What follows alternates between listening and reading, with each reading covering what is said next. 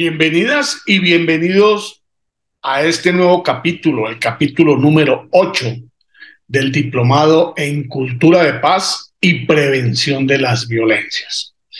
Ya vamos avanzando en nuestro proceso, ya hablamos de la cultura de la paz, de los tipos de violencia, de la violencia contra las niñas, los niños y los adolescentes. Hablamos de la violencia contra las mujeres o violencia de género. Hablamos de la violencia contra las minorías, hablamos de los derechos humanos y las violencias, cuál es la relación. Hablamos de un tema que llamó mucho la atención y es la prevención de la salud mental, o decimos mejoremos nuestra salud mental. Hoy vamos a adentrarnos en un tema que es realmente apasionante y que realmente da elementos para nuestro ejercicio como posibles agentes culturales de paz, que puede ser mediante la mediación, la conciliación, el arbitraje. También en Colombia hay figuras comunitarias como los jueces de paz. Pero básicamente lo que se trata es de que prevengamos los conflictos y que cuando los conflictos se presenten podamos jugar un papel de dinamizadores para que lleguemos a un lugar que sea constructivo y no que los conflictos se vuelvan destructivos y que nos hagamos daño a través del ejercicio de la violencia. Entonces hoy vamos a hablar del tema del manejo del conflicto, la evolución y el trámite pacífico de los conflictos. Primero que tenemos que decir es que el conflicto es inherente a la vida social. Primero porque somos distintos, tenemos diferentes puntos de vista, diferentes percepciones, diferentes religiones, diferentes posiciones políticas, tenemos gustos distintos, pertenecemos a diferentes etnias, vivimos en diferentes regiones. Eso nos hace distintos y nos hace tener posiciones distintas. Eso es normal, es parte de la riqueza de la humanidad, la diversidad étnica, cultural, política, religiosa. Es muy importante y hay que respetarla, pero también tiene como condición el respeto por la diferencia. Entonces, como somos diferentes, pues seguramente tenemos posiciones diferentes y cada vez que discutamos algún tema en la familia, en el trabajo, en la comunidad, en el país, en el Congreso, en las Naciones Unidas, pues tenemos posiciones diferentes, lo que nos va a llevar a que se produzcan conflictos. Esos conflictos tienen varias formas de tramitarse. Entonces vamos a empezar a mirar cuál es la relación entre conflicto y cultura de paz. Para eso traemos un video de 7 minutos que habla sobre la cultura de paz y el tránsito o manejo de los conflictos. Es un video producido en el hermano país de Bolivia. Mucha atención. Escuchemos. Transformación de conflictos y cultura de paz. Generalmente, cuando escuchamos la palabra paz, la gente suele pensar en uno de los dos extremos. Por un lado, asocian la paz con el fin de la guerra entre países y por otro lado, con la paz interior de uno mismo. Pero, ¿cuál es el verdadero significado de la palabra paz? El concepto de cultura de paz nos ayuda a llenar la gran brecha que existe entre los dos extremos y nos sugiere pensar en acciones concretas con las que cada ser humano puede tener una incidencia y contribuir a la promoción de una cultura de paz. Entonces, te debes preguntar, ¿qué es una cultura de paz? La cultura de paz, según la definición de las Naciones Unidas, consiste en una serie de valores, actitudes y comportamientos que rechazan la violencia y previenen los conflictos, tratando de abordar sus causas para solucionar los problemas, mediante el diálogo y la negociación entre las personas y los grupos y las naciones. ¿Cómo podemos promover una cultura de paz? La cultura de paz debe promoverse desde la educación que se brinda en los hogares y en la formación educativa. Para una sociedad tan diversa como Bolivia, es un tema muy importante fortalecer una educación que valore la unidad y la solidaridad entre los diferentes pueblos y apreciar la gran diversidad que existe. existen algunos elementos en los que los seres humanos podemos tener incidencia. Estos son 8 ámbitos que ayudan a una buena práctica de la cultura de paz. Educación, desarrollo económico, social y sostenible, respeto a los derechos humanos, igualdad entre hombres y mujeres, participación democrática, comprensión, tolerancia y solidaridad, comunicación participativa, paz y seguridad internacional. Educación para una cultura de paz. El poder que tienen tanto los educadores como los padres de familia son importantes para incidir en la cultura de paz desde las bases de nuestra sociedad.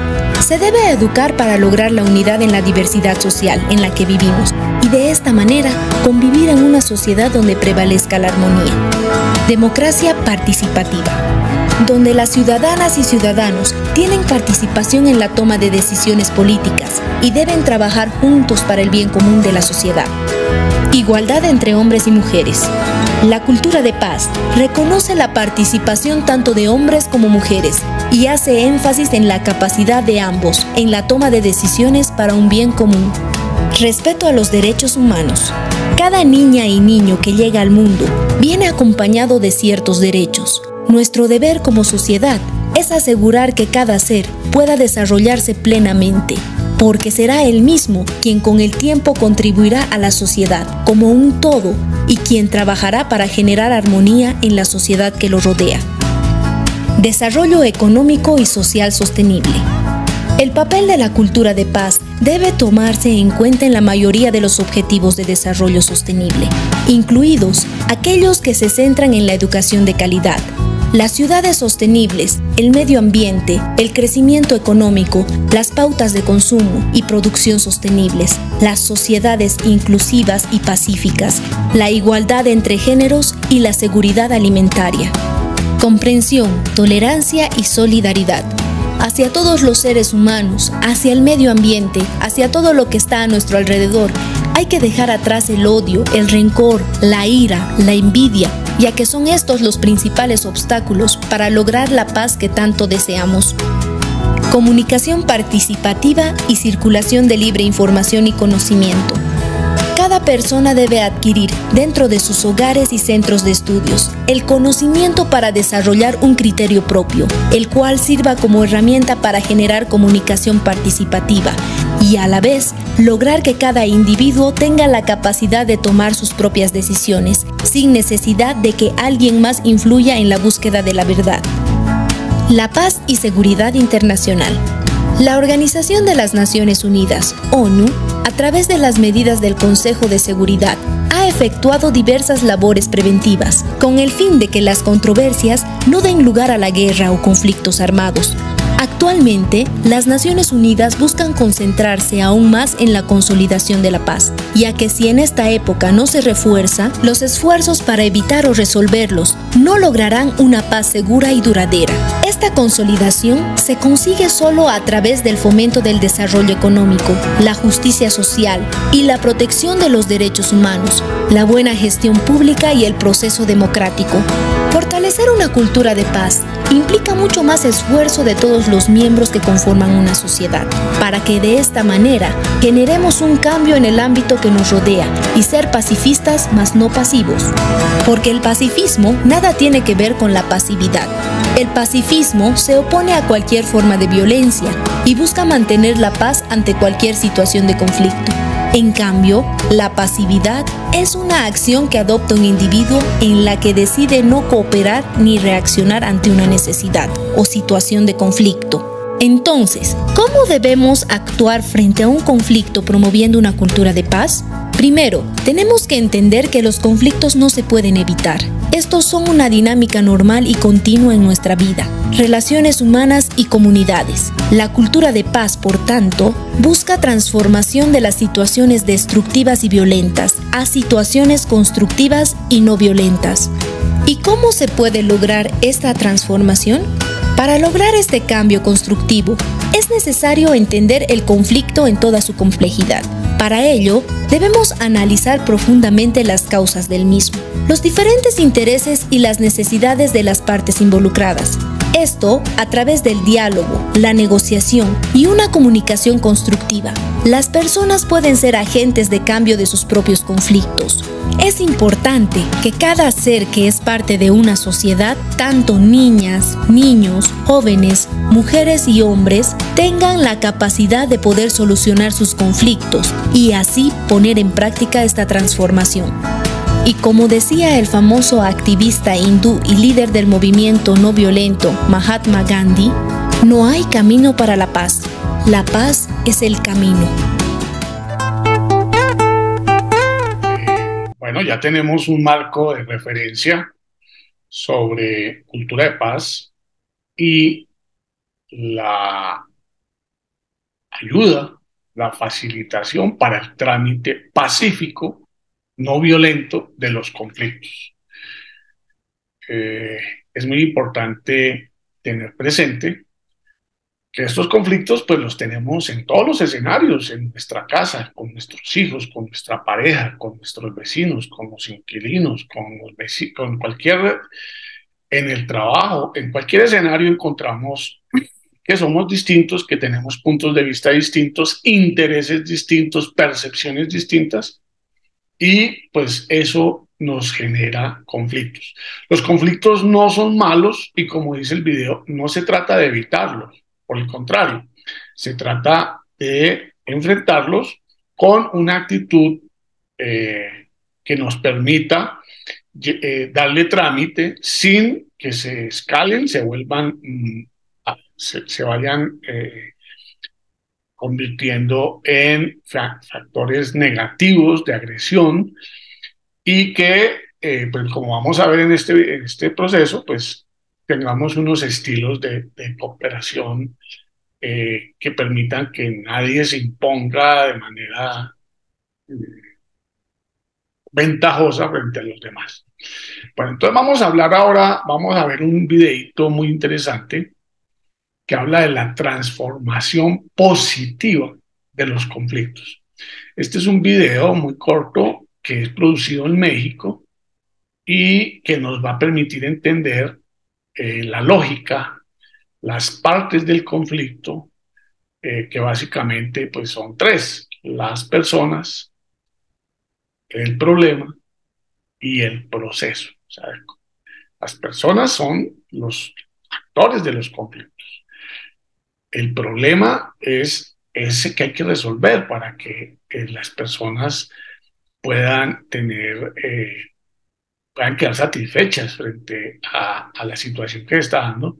Y el proceso pues tiene que ver con dónde surge, qué ha pasado, cómo va el proceso, cómo se llegó a identificar el conflicto, qué han hecho las partes, y cómo poder también de una vez definir cómo poder llegar a un punto donde las partes encuentren la solución a su problema. Entonces, mucha atención. Este video pues es muy ilustrativo y fue producido por una institución cívica del hermano país de México. Mucha atención. ¿Qué es un conflicto? Un conflicto es una contienda expresada entre partes interdependientes que luchan por objetivos que perciben como incompatibles o recursos que perciben como insuficientes. Los conflictos están presentes en todos los aspectos de nuestra vida, a veces de manera latente, algunas de manera manifiesta, pero ¿el conflicto es malo? No necesariamente. Los conflictos tienen varias dimensiones que van desde lo personal hasta lo político y social, y tienen aspectos positivos, aunque no lo parezca. Imaginemos el siguiente escenario. Dos personas quieren alimentarse, pero solo tienen un huevo, una taza de harina, una de leche y 2 zanahorias. El aparente conflicto permite a las partes innovar y buscar soluciones. Un conflicto se compone de 3 partes: las personas involucradas, el problema en cuestión, sus causas y su tipo, y el proceso, la dinámica y el momento en el que se encuentra.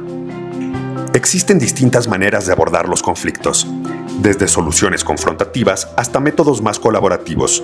El enfoque de transformación positiva del conflicto propone a las personas involucradas verse como aliadas en la resolución del problema a través del mejor proceso posible.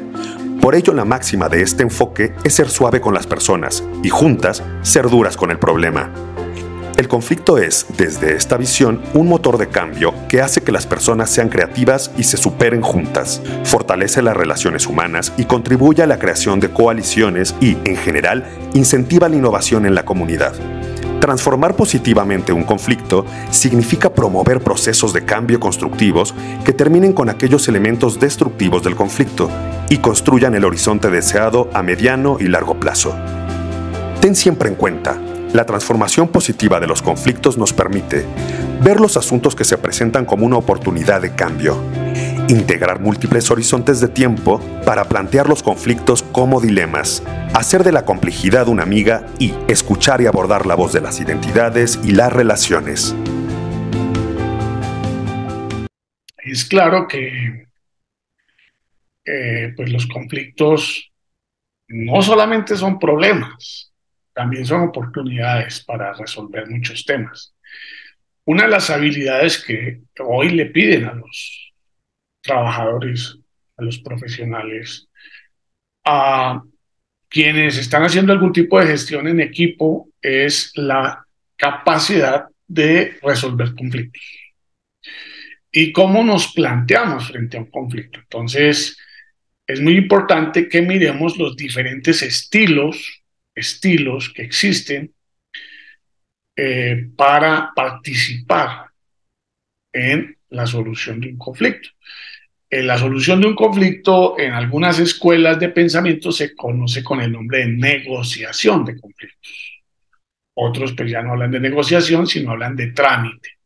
Entonces vamos a ver un video donde se muestran 5 estilos de negociación o de participación en los conflictos, que básicamente son de competencia, el estilo de competencia, el de colaboración, el flexible, el evasivo y el complaciente. Para eso vamos a tomar una clase. Vamos a entrar a una clase de un curso de la Universidad de Castilla-La Mancha en España. Entonces vamos a ir a participar en clase en la Universidad de Castilla-La Mancha, donde nos van a mostrar los 5 estilos o las 5 formas como se puede participar en el trámite o la solución de un conflicto. Vamos para clase a la Universidad de Castilla-La Mancha. Entremos.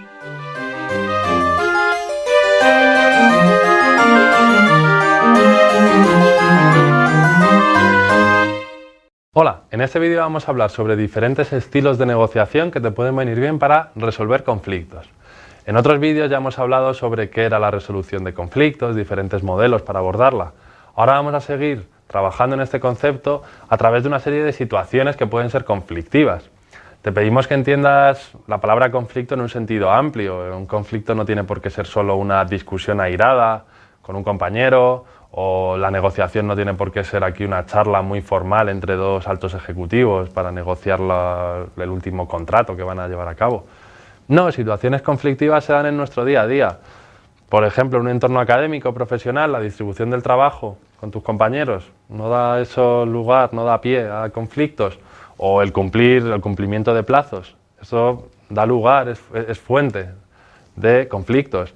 Además, siendo profesor, si eres profesor, los asuntos organizativos de tu asignatura pueden causar un conflicto tanto a tus estudiantes como a otros compañeros del departamento, o el cómo evalúas y calificas a tus alumnos, aquí puede haber otro conflicto. Y ya en un contexto más general, más personal, pues la elección de un producto, de un servicio. Si vas a comprar una casa, un coche de segunda mano, pues elegir eso pues puede dar lugar a una discusión, a un conflicto que resolver, en el que aunar diferentes puntos de vista. También la elección de un plan de ocio, saber dónde vamos de vacaciones, si subimos al norte para Asturias, bajamos al sur para Huelva. Elegir un plan de ocio también puede dar lugar a conflictos. Y así infinidad de situaciones. Te pedimos que asumas los conflictos como en un sentido amplio, como algo que está en nuestro día a día, es natural, incluso puede ser favorable, positivo. Y teniendo esto claro, vamos a ejemplificar un conflicto que seguro que todos alguna vez hemos pasado. Estamos en la puerta de un cine y ahora ya sabéis hoy día con estos multicines, pues claro, hay 8 o 9 salas, ponen muchas películas y vais 5 amigos. Ponerse de acuerdo para ver qué película vais a entrar, pues eso puede dar lugar a un conflicto, ¿sí? Imagínate que van a ir 5 amigos, ¿vale? Te pido que tengas estos 5 amigos en mente porque ahora te vamos a explicar una serie de estilos de resolución de conflictos que vamos a ejemplificar a través de esa situación del cine, ¿vale? Estos estilos de resolución de conflictos propuestos por Thomas Kilmann nos hablan de que tenemos 5 estilos predominantes para encarar una situación a resolver, un conflicto. Estos 5 estilos se caracterizan por 2 variables, el grado de cooperación y el grado de asertividad. Cooperación, si estoy colaborando con la otra persona y estoy mirando por ella, y asertividad, si estoy siendo directo en mis ideas, mis planteamientos, mis necesidades. Puedes ver en pantalla esos 5 estilos, el competitivo, el colaborador, el flexible, el evasivo, el complaciente, que vamos a estudiar cada uno de ellos ahora en detalle. Por ejemplo, el estilo competitivo. Este estilo es muy asertivo, es muy directo, dice claramente lo que quiere, pero es poco cooperativo. No tiene muy en cuenta las necesidades de los demás. En este estilo la persona busca satisfacer sus propios deseos, sus intereses, incluso a costa de los de las otras personas. Y bueno, este mensaje dicho así, entre eso y la foto del tiburón, pues puede sonar un poco mal.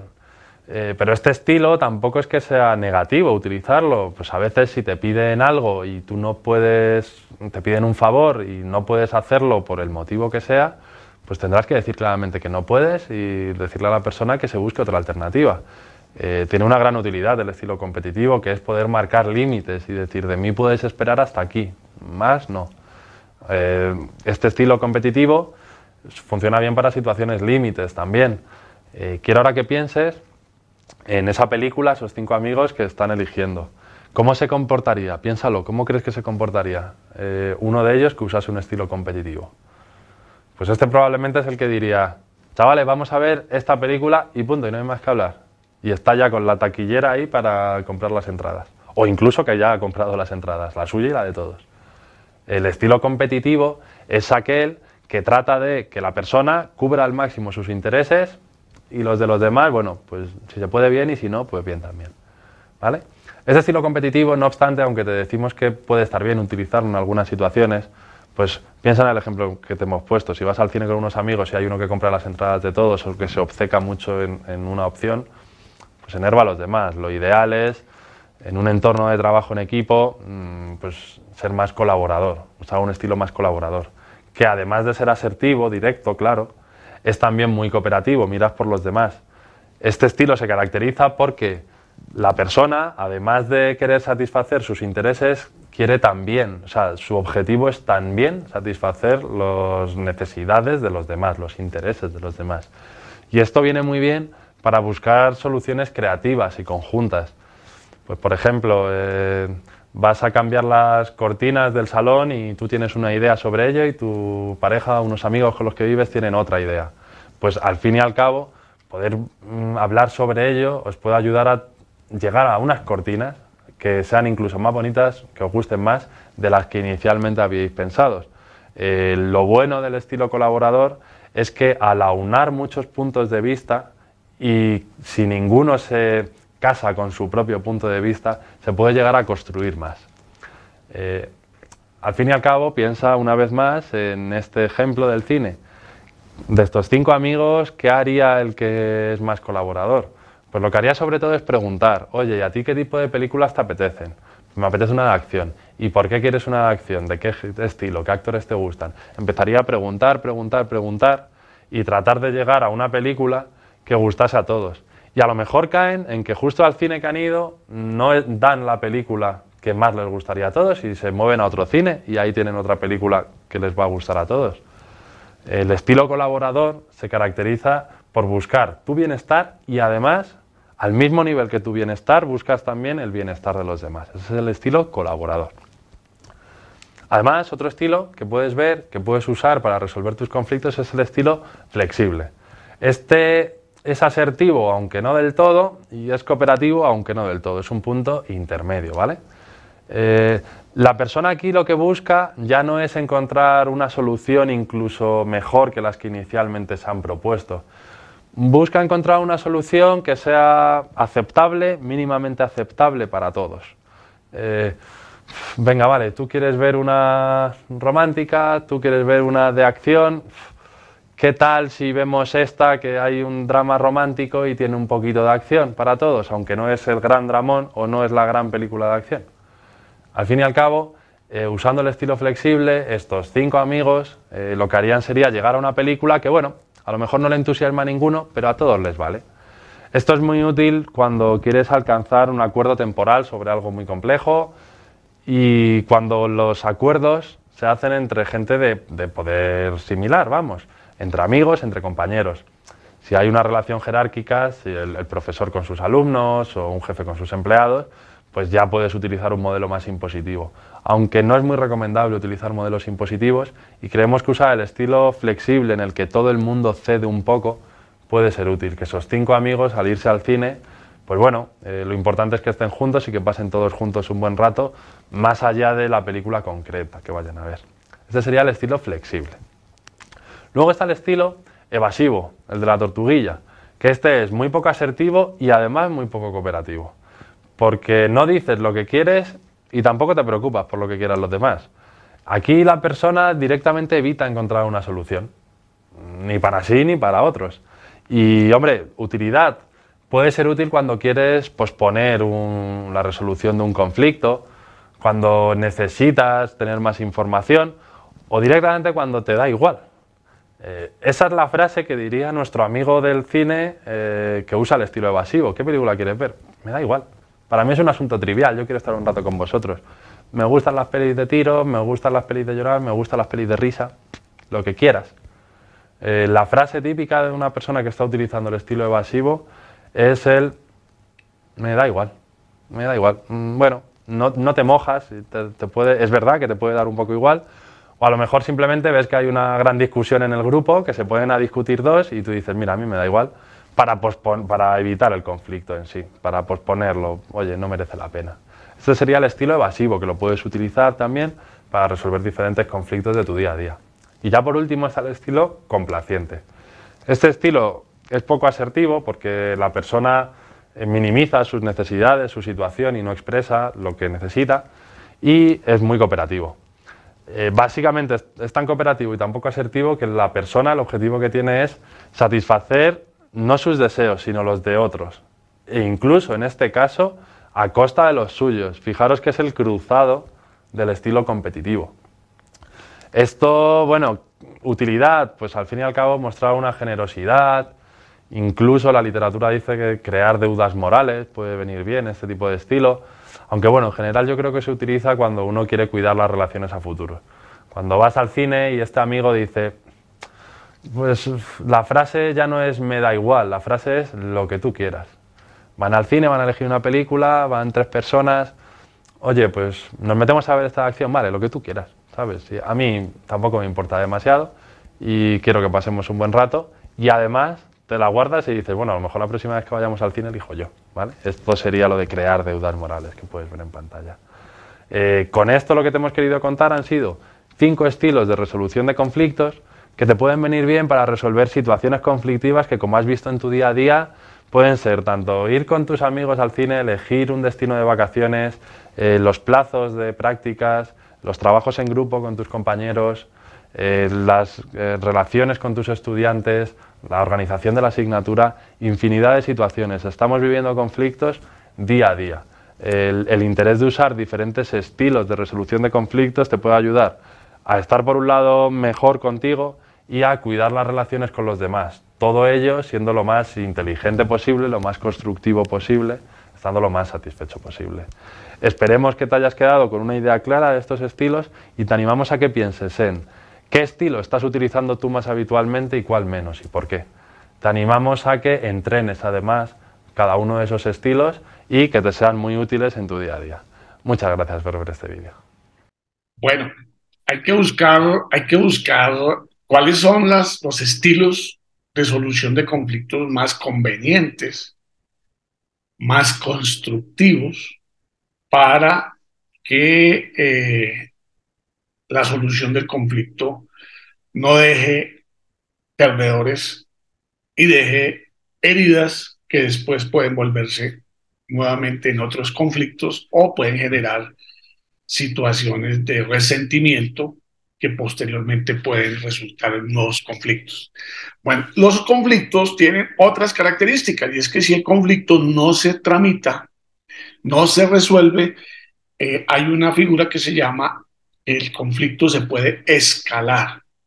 Entonces un conflicto empieza con una diferencia de puntos de vista, puede ir avanzando donde pues ya se empieza no a mirar el problema, sino se empieza posiblemente es atacar a la otra persona. Entonces ya no es una diferencia amigable como normalmente puede pasar, ¿cierto? Sino se pasa al antagonismo personal. Después ya no se habla, sino que se empieza, o si se habla es con indirectas, con pullas, con diferentes situaciones, y ya estamos en un nivel de conflicto donde pues las personas empiezan a hacer daño. Y finalmente, pues ya no se responde al problema, sino se ataca a la otra persona. Eso es muy común en la vida familiar. Entonces, quiero que conozcan un pequeño video donde nos habla sobre cuáles son como los pasos o los momentos que si un conflicto no se atiende a tiempo, pues puede ir aumentando su complejidad, su frustración, se puede ir volviendo cada vez más propenso a que podamos llegar a hechos de violencia. Bueno, entonces vamos a mirar en qué consiste la escalada del conflicto. En esta teoría de escalamiento hay 5 fases. Para que las tengan presentes, mucha atención.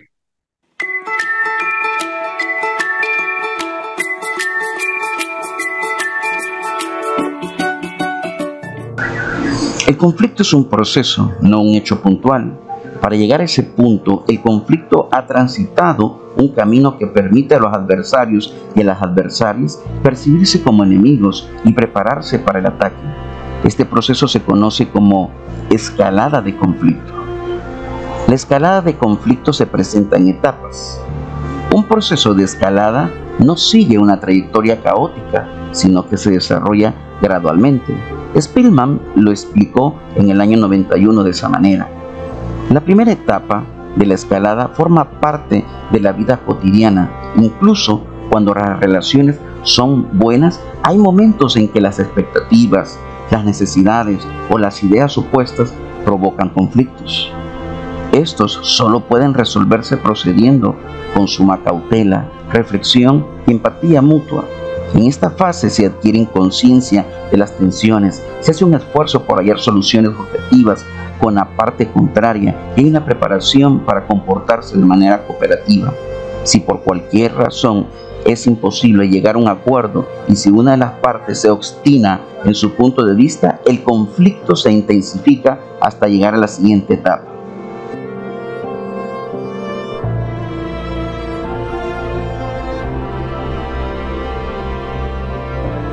En la etapa segunda, las partes fluctúan entre posiciones de cooperación y competencia. Se tiene conciencia de los intereses comunes, pero los propios deseos predominan y aumentan su importancia. Aumentan los puntos en disputa, se utiliza la lógica, la comprensión para convencer o disuadir al adversario. Revisten cada vez más la importancia de los esfuerzos por imponerse o por no permitir ningún debilitamiento de la propia posición y se empieza a pensar en dejar el campo de la mera discusión. La acción realizada en una de las partes lleva a la tercera etapa de la escalada. En la tercera etapa se hace la acción directa. La interacción entre los grupos se hace más irritable, se comienza a perder las esperanzas de llegar a puntos comunes en una discusión y todas las expectativas se centran en la acción. Este cambio produce un sentimiento de satisfacción y de reducción de las tensiones temporal, por lo menos en este momento. En esta etapa se pretende un cambio en la actitud de la otra parte por medio de la presión, aunque ninguna se mostrará dispuesta a ningún cambio. Se desarrolla así una contradicción que es muy característica del procedimiento de escalada. Las medidas adoptadas por una parte para provocar una modificación en la otra son interpretadas porque ésta está en un proceso de ataque. En esta etapa aumenta dentro del grupo la presión para unificar opiniones. Es una fase donde la tensión es elevada y donde se dejan aceptar opiniones contrarias con respecto a la interpretación del conflicto.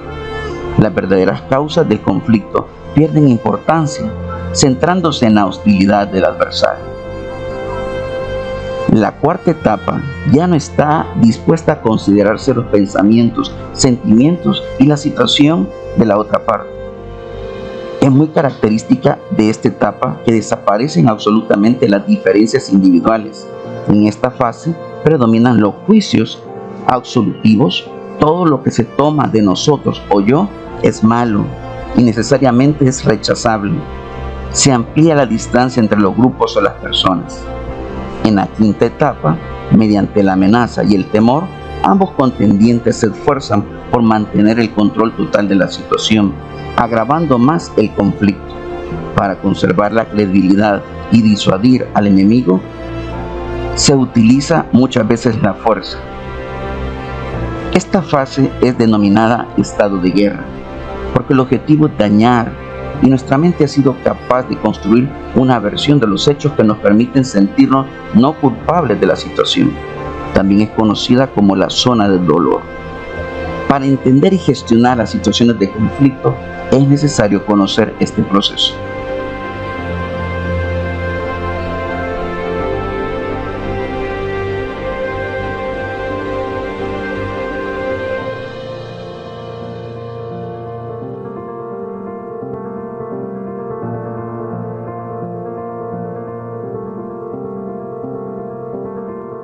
Bueno, pues como se pueden dar cuenta, esa es la ruta, es el camino por el cual, si no se le da salidas, si no se resuelve el conflicto, si no se enfrenta el conflicto, posiblemente pueda llegar a convertirse en hechos de violencia, violencia intrafamiliar, violencia social, violencia comunitaria, bueno, de diferentes naturalezas. También hay conflictos macro, conflictos de orden social, y para eso vamos a ver un videíto donde se muestra un conflicto social en la sociedad peruana. Mucha atención. Esta es una piedra y esta, la mano de Juan. Juan está a punto de lanzar la piedra contra la Industria S.A. Juan, líder de su comunidad, normalmente es una persona pacífica, pero está molesto porque la Industria S.A. quiere comenzar a operar muy cerca de su pueblo, Ñauri. En realidad, todo el pueblo está molesto y hay varias piedras alrededor. En la Industria S.A. también están molestos. A pesar de que tienen todos los certificados aprobados y la autorización del gobierno central, su nueva planta no puede inaugurarse porque Juan y los pobladores de Ñauri están bloqueando la entrada. La Industria S.A. no tira piedras, pero ha solicitado apoyo policial. La policía les ha sugerido usar cascos. Ya son varios los días de tensión y hay mucha desinformación sobre el tema. Las declaraciones de los representantes de los gobiernos regionales, centrales y del alcalde no han traído consecuencias positivas. Basta que Juan tire la piedra para que la policía intente detenerlo, lo que ocasionará que más gente tire piedras, que más policías intenten controlar la situación y que se llegue a un enfrentamiento que todo el país verá por televisión. Papá, ¿qué es eso, es gente conflictiva. Les encanta salir a tirar piedras. Pero no.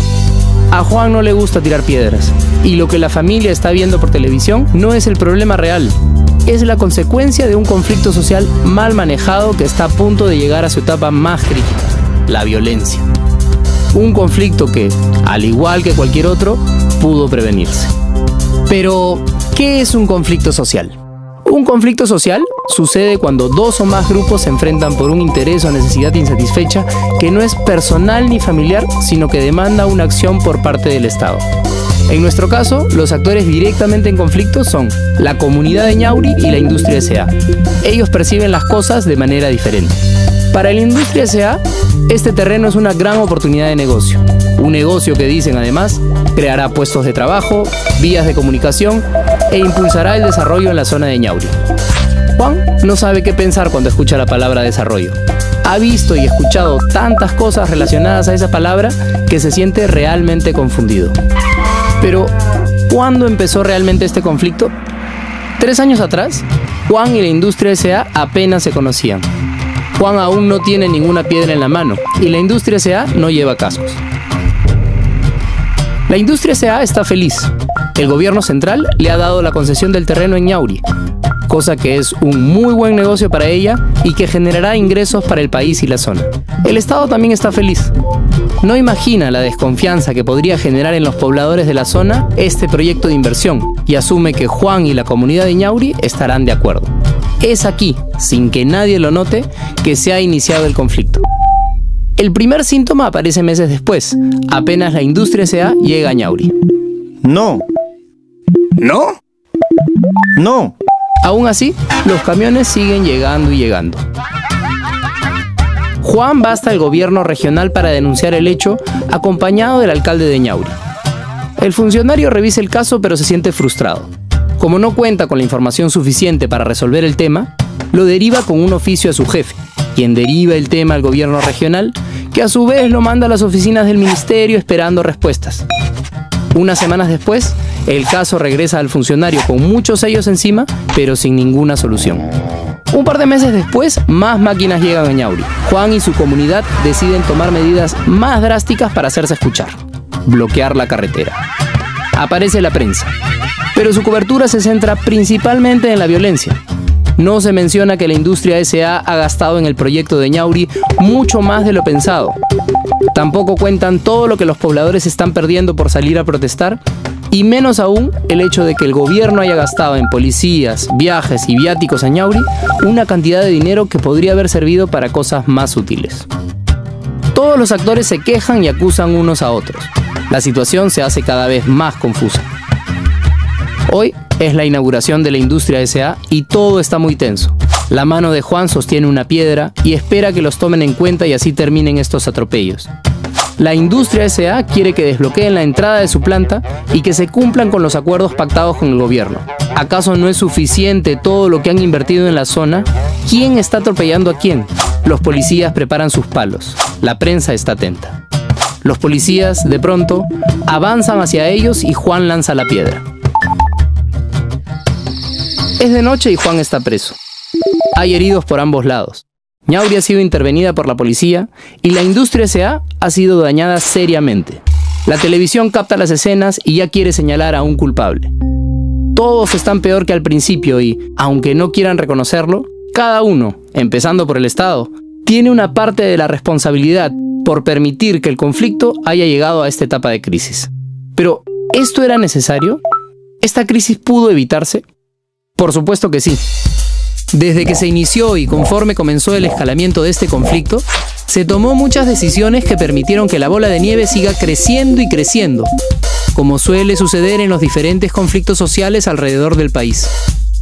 Si pensamos que las actividades económicas de Ñauri no eran las mismas que la de la Industria S.A., el Estado pudo prever que los pobladores se sentirían amenazados al otorgar la concesión.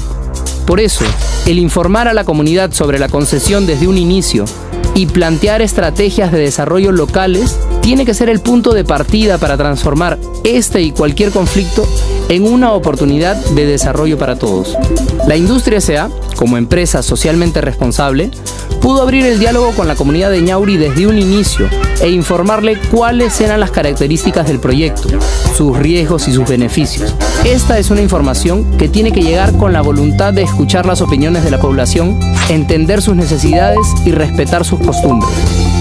La comunidad de Ñauri, a su vez, pudo haber estado mejor organizada para hacerse escuchar.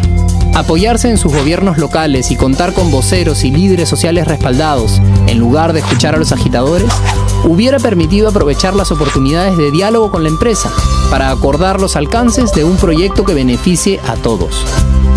La prensa también pudo haber actuado de otra manera: analizar las causas que generaron el conflicto, hacer ver la necesidad de coordinación previa, cuestionar los intereses de las partes e intentar comprender las alternativas de solución en vez de solo registrar actos violentos.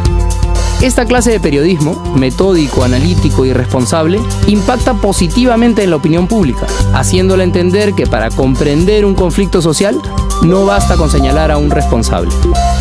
Es muy importante que los conflictos sociales sean atendidos inmediatamente en el lugar donde se producen para que no sigan creciendo.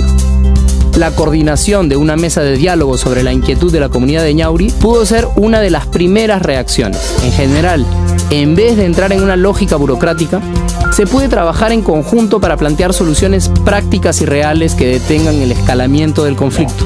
Esta es una tarea vital y urgente para que la lógica de desarrollo se dé en una lógica de paz. Todas estas formas de prevenir parten por la institucionalización del diálogo como mecanismo para la construcción de paz y la convicción de que el conflicto, si se aborda con inteligencia social, puede transformarse en una oportunidad en la que todos los actores salen beneficiados. Es más barato, menos trabajoso y más inteligente prevenir a través de la educación, el diálogo y la información compartida que reaccionar ante la crisis, la violencia y la inestabilidad social. Aunque queramos evadirlos o ir en contra de ellos, los conflictos son una parte natural de la convivencia humana y por lo tanto hay que aprender a manejarlos. No son ni buenos ni malos y de ninguna manera tienen que significar violencia. Si hiciéramos una comparación, la manifestación del conflicto es para la sociedad lo que la fiebre es para una persona. No es una enfermedad en sí, sino un síntoma que nos alerta que algo anda mal. Y si se actúa con confianza, responsabilidad y respeto a todas las personas, más que un problema, el conflicto puede ser una gran oportunidad para seguir desarrollándonos como sociedad y así alcanzar el bienestar de todos los peruanos. Algo tiene que ver con nuestra realidad, ¿cierto? Los conflictos de orden social con las empresas, con la participación de las instituciones, etc. Bueno, espero que hayamos tenido un recorrido interesante. Miramos qué es un conflicto, cuáles son las partes, cuáles son los estilos, cómo un conflicto puede convertirse en positivo, en una solución favorable para las partes. Y ahora pues los quiero invitar a que miremos también en una clase de Derecho Civil, donde pues la profesora nos va a explicar cómo debemos prepararnos para algo que ella llama los mediadores. En Colombia pues hay muchas figuras comunitarias que las vamos a ver en la próxima sesión, cómo podemos acudir o cómo podemos nosotros hacer parte de diferentes espacios. Para eso hemos traído una clase de la Universidad de Valencia de Derecho Civil para que ustedes para que saquen conclusiones, para que nos sirva de resumen. Mucha atención, vamos a verla.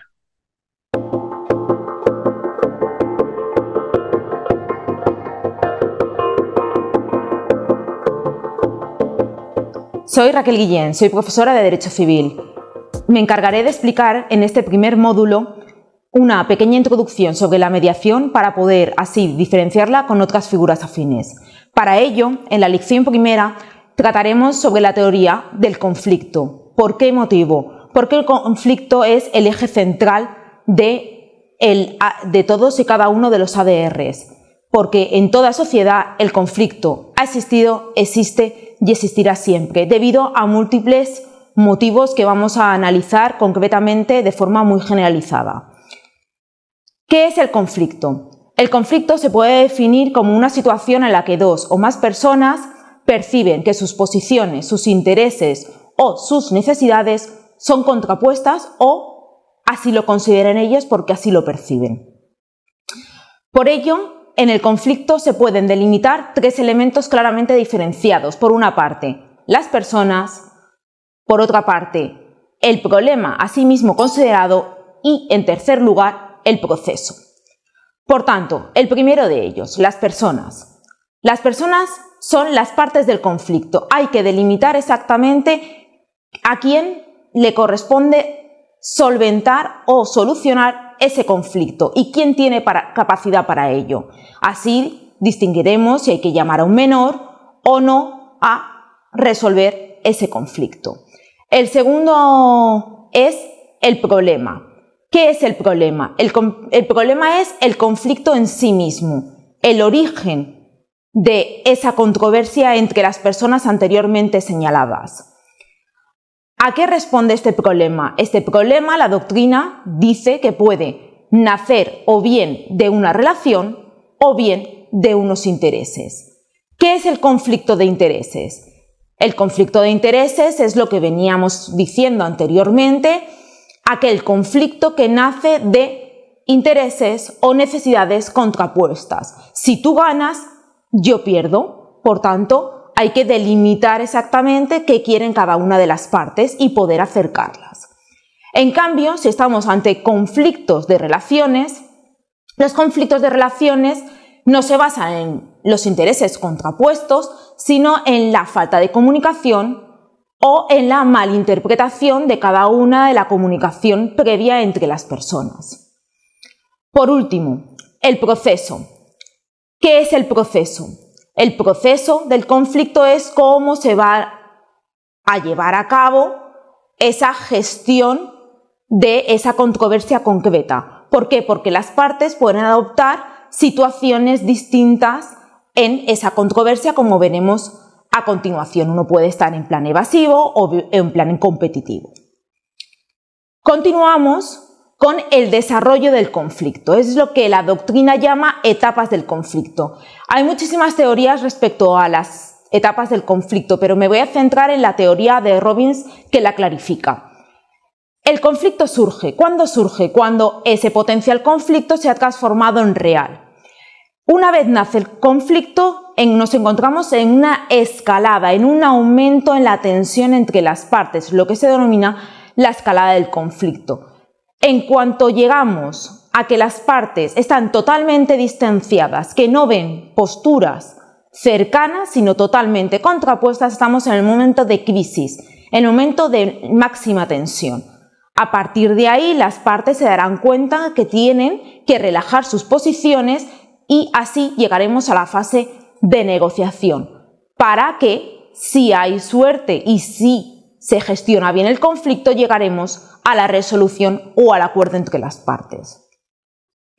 Por ello, ¿qué es lo importante a saber en este tema? ¿Cómo gestionar el conflicto? ¿Qué es la gestión del conflicto? Es aquella actividad destinada a contener la escalada del conflicto, a poder frenar la tensión entre las partes para poder negociar correctamente y poder llegar a un acuerdo. Ese conflicto, que se va a transformar posteriormente en un acuerdo, necesita ser gestionado a través de diversas técnicas. ¿Qué técnicas pueden haber? Hay tantas técnicas como mediadores. A cada mediador desarrollará una técnica, pero las perspectivas del conflicto resumidas o esquematizadas de las posturas de cada una de las partes son las siguientes, dependiendo si se da mayor importancia al interés de cada parte o a la relación entre las partes. Así tenemos, en primer lugar, la postura competitiva, es decir, yo ante todo quiero ganar, y si yo gano es porque consigo mis intereses al 100%. Me da igual la relación, yo gano y si no gano, pierdo. Por tanto, voy a conseguir mi objetivo independientemente de la relación. Posteriormente, la posición cooperativa. En esta parte, ambas posiciones quieren ganar, quieren conseguir sus objetivos, pero le es muy importante mantener esa relación. Por tanto, importancia de objetivos e importancia de relaciones. Ambas partes intentarán que ambas posiciones, tú y yo, ganemos. A continuación, la situación de evasión. Como bien indica la palabra, en este caso, cada una de las partes quieren evitar el conflicto.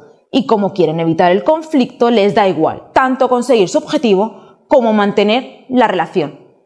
Todos pierden. La acomodación. La acomodación supone que una de las partes prioriza la relación.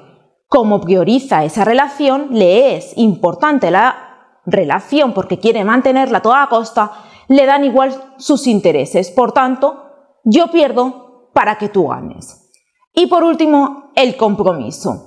En esta situación, ambas partes son conscientes de que tienen que relajar sus posiciones, quieren ganar, pero quieren mantener su relación. Pero para ello no conseguirán el 100% de lo que pretendían, sino que cederán, transigirán. Eso es la posición del compromiso. ¿Qué ocurre? Ante estos 5 modelos, ¿qué podemos afirmar? Que el modelo de gestionar el conflicto más oportuno y que mayores beneficios y ventajas presentan en cualquier teoría del conflicto es el modelo de cooperación. ¿Por qué? Porque mantiene la teoría del win-to-win. Los dos ganamos. Indiscutiblemente, la cultura de la paz tiene que ver con transformar esa visión que nos han impuesto y que nos quieren poner a competir, donde para que yo surja para que yo gane, tiene que perder otro, y que estoy dispuesto a pasar por encima de los demás para poder sobresalir yo. Ese estilo, pues es un estilo de sálvese quien pueda, y es un estilo agresivo. Y cada vez las sociedades se vuelven más agresivas si todos los miembros de la sociedad nos formamos en ese estilo competitivo. Tenemos que buscar unos estilos más colaborativos, primero por eficiencia y segundo porque pues son más equitativos, y pues tenemos que buscar caminos para que podamos todos salir beneficiados en los diferentes escenarios que se produzcan. Así como nos dijeron sobre los ingredientes del pastel, pues cada uno podría llevarse una parte, o todos podríamos hacer el pastel y partir una tajada y todo el mundo saldría contento. Esa es como el propósito de este tema de los conflictos, en el manejo de los conflictos, la transformación de los conflictos hacia situaciones edificantes, constructivas. De todo conflicto salen moralejas, salen enseñanzas, y quienes practicamos la solución pacífica de los conflictos, con cada conflicto crecemos, aprendemos, nos formamos, y nosotros pues tenemos que, como gestores de paz, entender que los conflictos se deben manejar buscando siempre que las partes salgan mutuamente beneficiadas. Y pues hay un tema que tiene que ver con respeto a los derechos humanos. No sé, hay unas reglas que las miraremos de pronto en otro escenario, pero ya las vimos en términos de paz y violencia y derechos humanos. Les agradezco en el alma haber participado en este espacio. Espero que se piensen cómo ustedes manejan sus conflictos con la pareja, con los hijos, con el vecino, en el trabajo, en el barrio, en la vereda, en los diferentes escenarios. Tenemos que pensar, reflexionar sobre cómo resolvemos nuestros conflictos y cuáles son nuestros estilos de participación en esos conflictos. Muy interesante proponernos o plantearnos, como lo vamos a ver en la próxima sesión, que de pronto podamos ser mediadores, podamos ser conciliadores, podamos ser árbitros, también puede ser, podamos ser jueces de paz. Hay diferentes figuras de orden comunitario. O cuando los conflictos ya son más complicados, pues tenemos que acudir a algunas autoridades. También vamos a ver cuáles son esos espacios. Les agradezco muchísimo su atención. Espero que si no se han suscrito a este canal, lo hagan mirando, suscribiendo y dándole clic a la campanita, o al final del video hay un redondel donde dice que está la figura de la Fundación Siglo XXI. Simplemente hacen clic ahí y ya quedan suscritos. Eso no tiene ningún costo. Hay personas que me han preguntado que si suscribirse al canal les va a implicar algún costo en el futuro. No, ninguno. Es simplemente que cuando nosotros subimos un video, a ellos les llega una notificación. Dice, oiga, mire, la Fundación Siglo XXI Educación para Adultos acaba de subir un video. Ustedes miran si les conviene o no les conviene verlo, pero quedan suscritos al canal. Es como cuando yo me suscribo a un periódico, me suscribo a un canal de televisión, pero aquí no tiene ningún costo. En YouTube no tiene ningún costo, no se preocupen por eso. Les deseo una feliz semana, ya terminamos nuestro capítulo 8, nos faltan 2 para terminar el diplomado. Estamos muy felices de contar con su participación. Ojalá puedan compartirlo con algunas personas de su familia, de sus amigos, para que también reflexionen sobre cuál es el estilo, cuál es el mecanismo para la solución edificante y constructiva, no violenta de los conflictos que se nos presentan. Feliz semana, nos vemos el próximo miércoles. Hasta luego.